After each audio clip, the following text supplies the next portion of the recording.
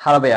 కన్నప్ప మీద వస్తున్న ట్రోల్స్ అయితే గతంలోనే వేరే లెవెల్‌లో ఉండేవి. కానీ మొన్న రిలీజ్ అయిన సాంగ్ ప్రకారం చూసుకున్నట్లయితే ఈ మూవీ మీద ఆ ట్రోల్స్ కాస్త తగ్గి ఇంప్రెషన్ అయితే పెరిగింది అని చెప్పడంలోనైతే ఎటువంటి సందేహం లేదు భయ్య. సాంగ్ మాత్రం నిజంగా చాలా బాగుంది. ఈ మూవీ అయితే మన 2025 ఏప్రిల్ 25 అయితే రిలీజ్ చేయాలనైతే మూవీ అఫీషియల్‌గా అయితే అనుకున్నట్లయితే మనకైతే తెలుస్తుందన్నమాట.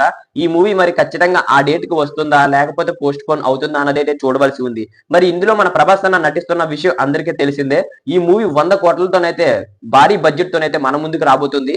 అంటే అందరూ గూడా ఇప్పుడు ఒకటే అనుకుంటారు. మన ప్రభాస్ అన్న ఎలాగలేదన్నా సరే ఒక మూవీకి 150 నుంచి 200 మధ్యలో తీసుకుంటున్నాడు కదా! మరి ఈ మూవీకి ఎంత తీసుకున్నాడు? మరి 100 కోట్ల బడ్జెట్ అంటే మన ప్రభాస్ అన్న ఇందులో ఎంత తీసుకున్నాడు అనే విధంగా అయితే మా ప్రతి ఒక్క ఆడియన్స్ కూడా మాట్లాడుకుంటున్నారన్నమాట.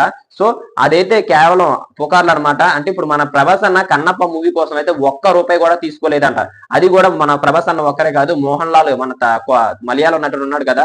మోహన్ లాల్ కూడా ఒక్క రూపాయి కూడా తీసుకోలేదు అనే విధంగా అయితే మనకైతే తెలుస్తుంది. ఏ విధంగా అంటే వాళ్ళు గతంలోనే మోహన్ బాబు ఫ్యామిలీకి అయితే కొద్దిగా దగ్గర ఫ్రెండ్‌షిప్ కి వాల్యూ ఇచ్చేలా అంటే గతంలోనే వాళ్ళకి పరిచయం ఉంది గదా! ఆ విధంగా చూసుకున్నట్లయితే జస్ట్ వాళ్ళకి మూవీలో చిన్న పాత్ర ఉంటే చాలు వాళ్ళకి హెల్ప్ అవుతున్నట్లు ఉంటుంది కదా! అనే విధంగా అయితే మూవీ చేస్తున్నారు తప్పించి డబ్బు కోసం కాదు అనే విధంగా అయితే మనకైతే తెలుస్తుంది.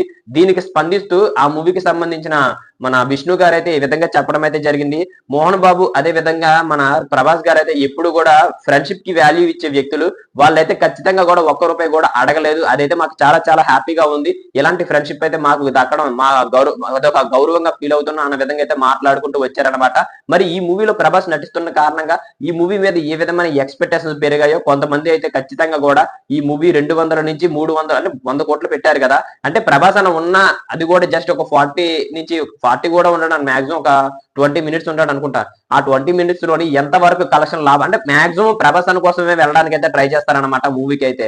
నేను చెప్పాను కదా! 100 కోట్ల బడ్జెట్ అయితే ఈ మూవీకైతే పెట్టడం అయితే జరిగింది. మరి ఈ మూవీ ఎలాగలేదన్నా సరే 300 నుంచి 400 లేకపోతే 200 నుంచి 300 మధ్యలో లాగే అవకాశాలు అయితే చాలా ఎక్కువగా ఉన్నాయని అయితే నేనైతే అనుకుంటున్నాను. మరి మీరేమనుకుంటున్నారో కామెంట్ చేసేయండి. మరి ప్రభాస్ అన్న ఈ విధంగా ఒక్క రూపాయి తీసుకోకపోవడం అది హ్యాపీగా ఉందా? లేకపోతే మీరేమైనా ఇంకా ఈ విధంగా అనుకుంటున్నారేమో కామెంట్ చేసేయండి. ఇలాంటి మరిన్ని అప్డేట్స్ మీకు కావాలి అనుకుంటే మన ఛానెల్‌ని సబ్స్క్రైబ్ చేసుకొని బెల్ ఐకాన్ అయితే క్లిక్ చేసుకోండి. అప్పుడే మనం పెట్టే ప్రతి వీడియో మీ వరకు చేరుకుంటుందన్నమాట. Thank you.